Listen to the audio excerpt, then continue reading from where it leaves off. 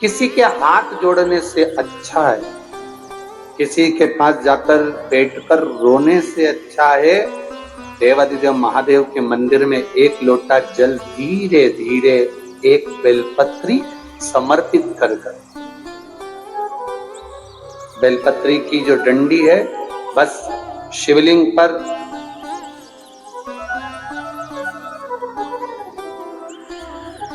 ये शिवलिंग, ये जलाधारी, ये माता पार्वती जी का हस्तकमल शिवलिंग, ये बेलपत्री, ये दंडी का जो मुख है वो अशुक सुंदरी की ओर समर्पित कर एक लोटा जल धीरे धीरे बिल्कुल धीरे धार में अपने हृदय की बात बाबा से दिल से कहते हुए, बाबा बहुत दुखी है, बहुत कष्टमय जीवन, बाबा बहुत तकलीफ में जीवन चल रहा है और तू ना संभालेगा तो संभालेगा।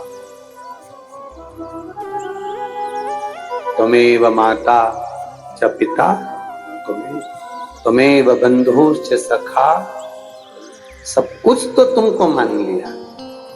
जब से शिव महापुराण की कथा सुन रही हूं तब से मैंने किसी को नहीं, केवल आपको पिता माना है, आपको भाई माना है, आपको सखा माना है, आपको अपना माना, आपको दादा माना, आपको मैंने नाना।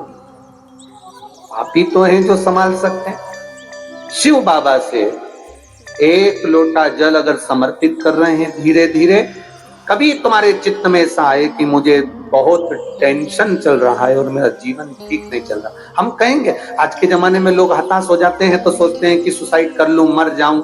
हम उनसे इतना सा कहना चाहेंगे कि मरने का प्लान फिर बाद में कर।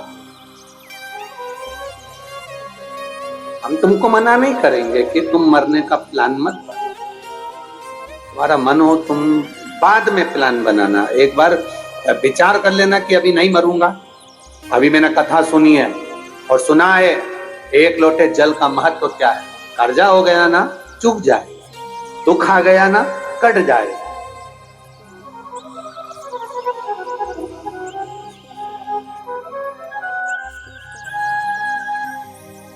कर्जा भी हो गया तो कटेगा, मिटेगा। मरना उसका कोई एक प्लान नहीं है कि कर्जा तुम मर जाओगे तो कर्जा तुम्हारा चुक जाएगा। ना ना ना ना, कर्जा हो गया ना चुकाएगा बाबा। तुम्हारा विश्वास दृढ़ रखो, अपने भजन के बल को बढ़ाओ, शिव मंदिर में जाने का समय का आनंद पाओ, शंकर जी पे एक लोटा जल चढ़ाओ तो दिल से चढ़ाओ। राम नाम, कृष्ण नाम, शिव नाम जो जप रहे हो उसको दिल से जपो, भगवान की भक्ति दिल से करो। आया हुआ समय, आया हुआ दुख कटेगा, थोड़ा समय लगेगा, धीरे धीरे धीरे धीरे वो कट जाएगा। वो बर्तन होता है ना बहुत काला हो जाता है तो उसको माताएं रगड़ती है, वो साफ नहीं होता तो फिर क्या करते हैं उस बर्तन को। अगर बर्तन साफ नहीं हो ना तो फिर उसको क्या करते हैं, उसमें छाछ भर देती है, दही भर देती है, नींबू लगाकर छोड़ देती है, खट्टी चीज से वो साफ हो जाएगा। तो थोड़ा अगर समय लग रहा है और लगे कि तुमको कि ये ठीक नहीं हो रहा तो समझ लेना कि भगवान ने भी कोई छाछ भर दी होगी, भगवान सुन क्यों नहीं रहा, भगवान ने भी कोई दही भर दिया होगा, ये समर क्यों नहीं रहा, ये ठीक समय आ क्यों नहीं रहा। आएगा। थोड़ा बाबा पर भरोसा रखो, विश्वास रखो, सारी समस्या का हल एक लोटा आप बाबा को समर्पित करो। बोल बम का नारा है, बाबा एक, उसके सहारे जियो ना। हम क्यों संसार वालों के सहारे।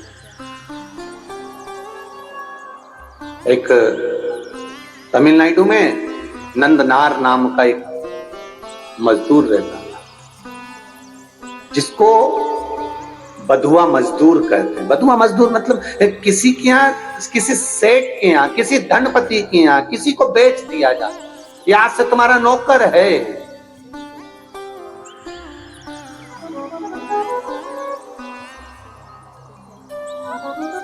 नंदनार को उसके घर वालों ने उसको दे दिया, सेठ जी ये तुम्हारा, अब तुम जानो। पैसे ले लिए, नंदनार उनके यहाँ काम करने लगा। नंदनार खेती का काम करता, मजदूरी करता, बहुत दिन भर उससे काम करवाते हो, फिर पैसा में खरीदा है तो फिर तो काम करवाएंगे। इसीलिए तो हम आप लोगों से कहते हैं लड़का लड़की की शादी करो तो पैसे से मत करो कि साहब हमने 10 लाख रुपए लूंगा, एक गाड़ी, फ्रिज, कूलर, वॉशिंग मशीन सब देना पड़ेगा, तब मैं लड़के की शादी तुम्हारे यहाँ करूंगा। मतलब तुम लड़के को बेच दिए हो। अब लड़के को तुमने अगर ससुराल वाले को बेच दिया है तो ससुराल वाले, अब तुम ये मत कहना कि तुम्हारा छोरा है, तुम्हारा बेटा है। तुमने एक गाड़ी, एक फ्रिज, एक वॉशिंग मशीन, एक इतना सोना, चेन, अंगूठी, मोबाइल, पर्स, इसके चक्कर में तुमने अपने लड़के को लड़की वालों को दे दिया। अब तुम ये छोड़ दो कि लड़का तुम्हारा है।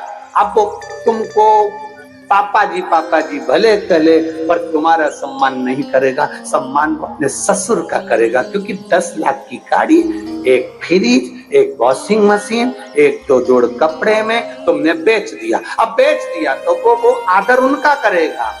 आपको बोलेगा पापा, उनको बोलेगा पापा जी। आपको बोलेगा मम्मी, उनको बोलेगा मम्मी जी। बोलना पड़ेगा क्योंकि जगदम्बा वहीं खड़ी है। नहीं बोलेगा तो ये चंद्र घंटा घंटा बजा दे। बोलना पड़ेगा, खरीदार। घर में बहू लेकर आना, कार वाली कभी मत लाना, संस्कार वाली लेकर आ जाना। कार वाली बहू मत लाना बाबा, संस्कार वाली लेकर आना।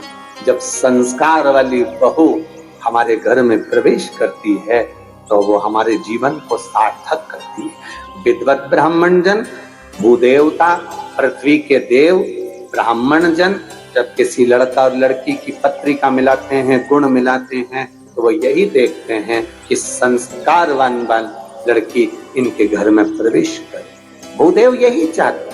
ब्राह्मण यही पूजन पाठ के माध्यम से आपको वर प्रदान करते हैं। ब्राह्मण देवता आपको ये वर देने का प्रयास करते हैं कि आपके घर में सुख समृद्धि, सुख शांति, वैभव, प्रतिष्ठा सब बनी रही। ये भूदेव का एक आनंद है, ये ब्राह्मण देव का एक आनंद है।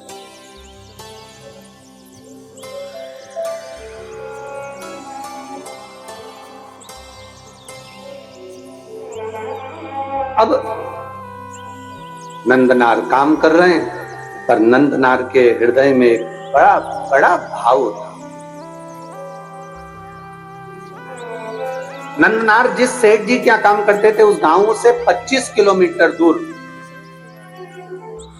तिरुपुंगुर नाम का एक शिव मंदिर है तमिलनाडु में। तिरुपुंगुर 25 किलोमीटर दूर था वो मंदिर। नंदनार शिव की भक्ति में रमे रहते थे, खेती करते, काम करते, डलिया धोते। सेठ भी ऐसा कि 24 घंटे में से केवल 4 घंटा उसको आराम करने देता, बाकी का 20 घंटा उसको रधेड़े रखता, काम करवाता रहता। वो भी बेचारा मजदूर था, बधुआ था, बंधा हुआ था, कर रहा। निवेदन आप सबसे, धन से किसी को बांधने का प्रयास मत, धन और भय से कभी मत बांधना। आज तक इस शिव महापुराण की कथा में आपको कभी भय नहीं बताया कि तुम अगर शंकर जी को जल नहीं चढ़ाओगे तो तुम्हारे साथ ऐसा हो जाएगा, तुम अगर शंकर जी का व्रत छोड़ दोगे तुम्हारे साथ ऐसा हो जाएगा, तुम अगर शंकर जी के साथ ऐसा करोगे तो तुम्हारे साथ ऐसा हो जाएगा। क्योंकि शिव महापुराण में कोई भय लिखा ही नहीं है।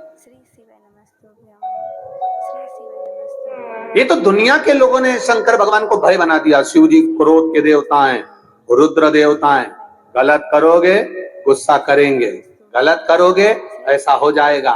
शिव महापुराण की कथा कहती है शंकर भगवान को पशुपतिनाथ कहते हैं। पशुपतिनाथ मतलब पशुओं का भी वो देवता है, साधारण सा नहीं, वो भोला है। उसको क्रोध तो केवल तब आता है जब उसके भक्तों पर विपदा आती है, और वो विपदा कटती नहीं, तब मेरे महादेव को क्रोध आता है। हर कभी शिव जी को क्रोध नहीं आता, हर कभी शंकर भगवान को क्रोध नहीं आता। घर में रहने वाली माँ को हर कभी क्रोध थोड़ी ना आता है। घर में रहने वाली स्त्री को, घर में रहने वाली बहू को हर कभी क्रोध नहीं आता। जब देवरानी जेठानी में क्रोध कब आएगा? देवरानी जेठानी की झगड़ा होगा तो गुस्सा नहीं आएगी, पति की बात होगी तो झगड़ा नहीं, क्रोध नहीं आएगा। देवरानी जेठानी में लड़ाई होती है केवल औलाद के चक्कर में, बच्चों के चक्कर में। जब अपने पुत्र की बारी आती है और बच्चे के साथ अगर कोई बात हो, अगर जेठानी ने डांट दिया, देवरानी ने कुछ कह दिया, किसी ने कुछ कह दिया, मोहल्ले के लोगों ने कुछ कह दिया, बच्चों के चक्कर में, जब घर की बहू, घर की दादी, घर का बुजुर्ग, घर का बड़ा अपने बच्चों के चक्कर में क्रोध कर सकता है, तो मेरा महादेव भी अपने भक्तों के चक्कर में क्रोध कर सकता है। जब उसके बच्चों को चोट पहुंचे, उसके हृदय को चोट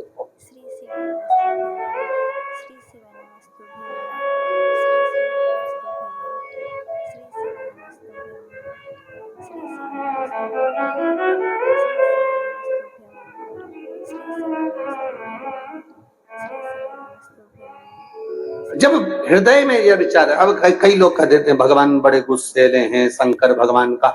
कई माताएं कहती है हमने सोमवार का व्रत करा था गुरुजी, अगर हम छोड़ देंगे तो भगवान गुस्सा तो नहीं होंगे? हमने कहा कौन सी पुराण में लिखा है, वो भी तो बताओ कि भगवान को गुस्सा आया, इन्हें व्रत छोड़ा तो। ना ना ना, मेरा महादेव क्रोध नहीं करता, अनायास हर किसी पर क्रोध नहीं करता। मेरे बाबा तो इतने सरल हैं, इतने सरल हैं कि एक चोर चोरी करने ऊपर चढ़ा, उसके पास में कुर्सी नहीं थी, स्टूल नहीं था, निसेनी नहीं थी, शिवजी पे चढ़ गया, सामान जलाधारी चांदी की निकालने लगा। महादेव खुश हो गए, मांग ले तुझे क्या चाहिए। वो चक्कर खा के नीचे गिर गया, मैं तो चोटा चोर।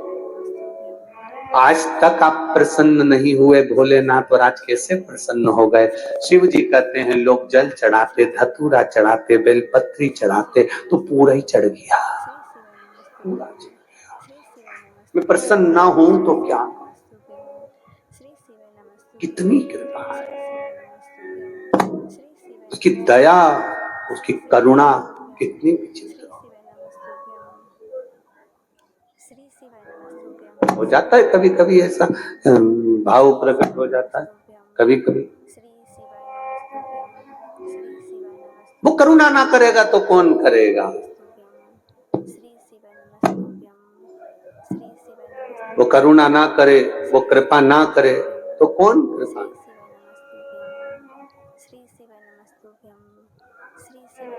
तो वो एक लाइन गुनगुनाते ना, ओ पालन हारे निर्गुण प्यारे, तेरे बिना हमारा कोई नहीं। ओ पालन हारे निर्गुण प्यारे, तुमरे बिना मेरा कोई नहीं। हमारी उलझन सुलझाओ भगवान, तुमरे बिना हमारा कोई नहीं। तुमरे बिना हमारा कौन नहीं, तुमरे बिना हमारा कौन नहीं। ओ पालनहारे निर्गुण और न्यारे, तुमरे बिना हमारा कौन नहीं। हमरी उलझन सुलझाओ भगवान, तुमरे बिना हमारा कौन है तेरे से? लाखों के दुखड़े जो तू हर गया डमरू वाले, तो मेरे दुखड़ों को देखकर क्यों डर गया डमरू?